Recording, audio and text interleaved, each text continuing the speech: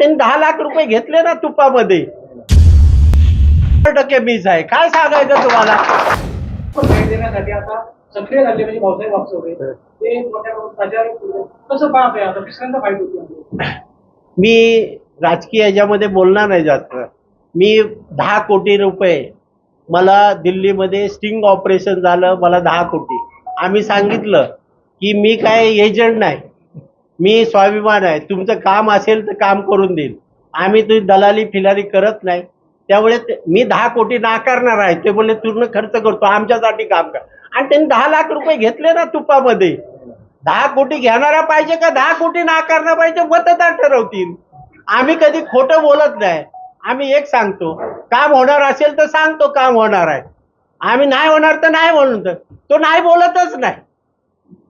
आणि मग तुम्ही सांगा, आता दिसायला मी ओरिजिनल आहे का नाही. केस दाढी मूछ आहे का, काळा आहे का काय. मग काळा आणि गोऱ्यामध्ये फरक करा ना तुम्ही. मी ओरिजिनल आहे का नाही. मी सकाळी 7 किलोमीटर चालतो.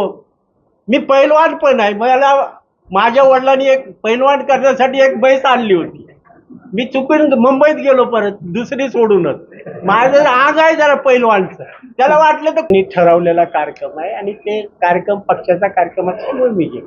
एकीकडे तुम्ही सांगताय विकास, तुम्ही एवढे विकास कामे केले सांगताय, दुसरीकडे सांगताय की महायुतीची उमेदवारी त्याचं काम करू.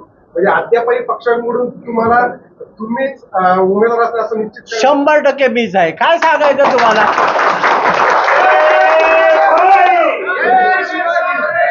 आता तुम्हाला हेच काढायचं होतं ना.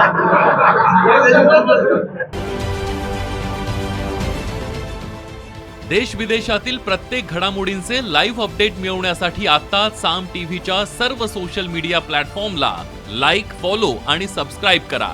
तसंच सर्व नोटिफिकेशनसाठी बेल आयकॉन प्रेस करायला विसरू नका.